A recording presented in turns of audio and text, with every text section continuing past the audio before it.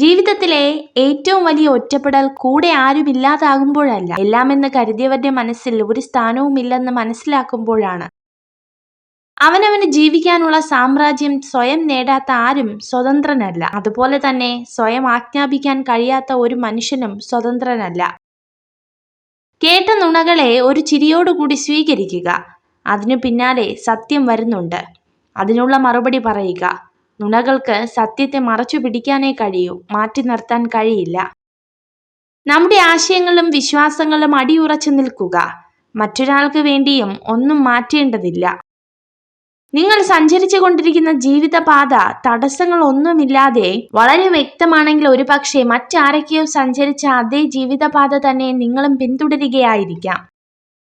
വാസ്തവത്തിൽ അസാധ്യം എന്ന ഒരു കാര്യവും ഇതുവരെ ലോകത്തുണ്ടായിട്ടില്ല എന്നുള്ളതാണ് പരമാർത്ഥം. അഥവാ എന്തെങ്കിലും അസാധ്യമായിരുന്നെങ്കിൽ ഈ ലോകത്ത് ഒന്നും തന്നെ സംഭവിക്കില്ലായിരുന്നു.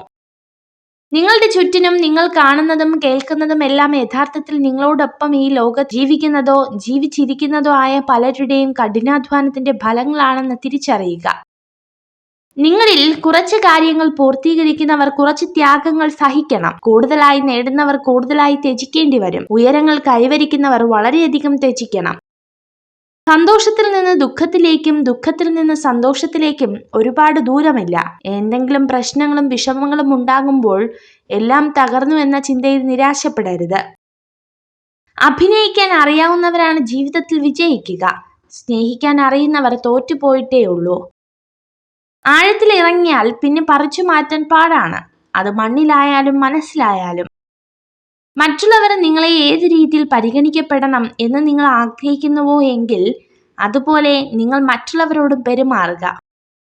മറ്റൊരാൾക്ക് വളരെ സന്തോഷകരമായ കാര്യം നമുക്ക് വിഡിതമായി തോന്നുമെങ്കിലും അവരുടെ സന്തോഷത്തിനായെങ്കിലും അത് അംഗീകരിച്ചു കൊടുത്തേക്കുക. ഓർമ്മകളോളം ആഴമുള്ള ഒരു കടലുമില്ല, മൗനത്തോളം ശക്തിയുള്ള ഒരു കൊടുങ്കാറ്റുമില്ല. കടന്നു വന്ന ഓരോ വഴിയെയും പിന്നിട്ട ഓരോ ചുവടുകളുമാണ് നമ്മളെ നമ്മളാക്കുന്നത്. ഒരു പുരുഷനോട് മധുരമായി സംസാരിക്കുന്ന സ്ത്രീയുടെ ഉദ്ദേശം ഒന്നെങ്കിൽ സ്നേഹമാകാം, അല്ലെങ്കിൽ വഞ്ചനയാകാം.